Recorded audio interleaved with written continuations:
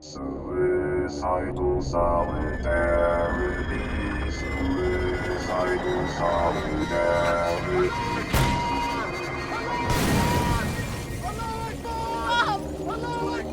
Wake up! Where is Trent Holmgren? Hey, I'm right here. Hi, Trent. Hi, Trent Holmgren. Hi, guys. Can we get on with it? Trent Oh, hello. Holmgren. Oh, God. You know, I'm starting to think that it was only the stick that was based all along. Was Stickman swinging the stick? Or was the stick swinging Stickman? In cooperation with Graf Rudolph, this is Trent Holmgren with Suicidal Solidarity. Today's episode begins with the increasingly hilarious spat between Turkey and Central Europe. German media has reported that Erdogan's government in Turkey has been sending and recruiting agents in Turkey, Holland, and Scandinavia to spy on alleged supporters of exiled Turkish political figure Fethullah Gulen. Gulen has been accused by Erdogan of being behind the so-called coup of last summer. Even though this dude is boomer posting somewhere in Pennsylvania these days, Erdogan is using Gulen as an excuse to spy on his political opponents abroad.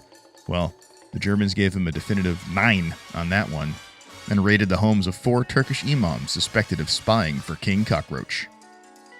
This is your German efficiency quandary. They have the resources to identify and shut down several agitating Turks within weeks of receiving reports of this. But then they let in almost 1 million Arabs, who then get lost in the system, and only to end up with their grimy hands up either a German woman's skirt or on a bomb detonator, but mostly up a German woman's skirt. Well, moving north to Denmark, we find the Danish authorities to be shocked and frustrated that invaders there have been selling their government-issued ID cards for cash, and that illegal immigrants have been caught using them.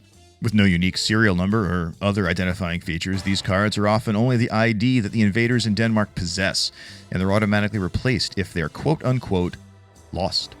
This is what happens when you have no previous experience with vibrancy. You get shocked and frustrated that other people don't think or operate like you. I think we can expect a strongly worded educational pamphlet from the Danish government sometime soon.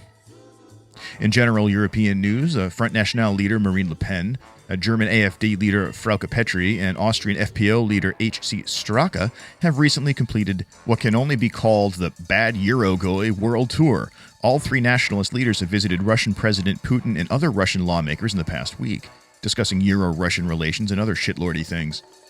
I'm sure all of the new Cold War advocates in Europe and the US will screech autistically and point to these visits being proof of some huge racist conspiracy against globalism and anti-white politics.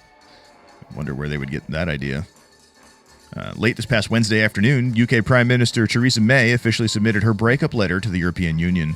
Brexit has officially begun, fam. We can only imagine the ensuing belly laugh from Nigel Farage as he toasted the demise of the EU with a pint. We end today's episode with excerpts from the stirring speech made by a Hungarian Prime Minister, Viktor Orban. We, living in the Carpathian Basin, at the buffer zone of cultures, empires, and civilizations, can be proud of the greatest triumph of all, winning all wars for the survival of our homeland, our nation, He said. What should we do with those who want unrest and division rather than peace and unity, whose only pleasure lies in spoiling the holiday of others? He asked, referring to a group whistling during his speech. It would be easy to mock them, but we should not do that. He said, adding that Hungarians should Stand their ground on the horizon of building the nation rather than in the skirmishes of petty parties. The winds of 1488, 1848 are blowing again across the nation, and from the horizon of the Hungarian nation, one can choose the road that leads us to the wide gate of greatness, or the one that leads us to the swamp of hatred. Just imagine if every European Prime Minister talked like that, guys. Well, that's all we've got for this week. See ya, Kyle.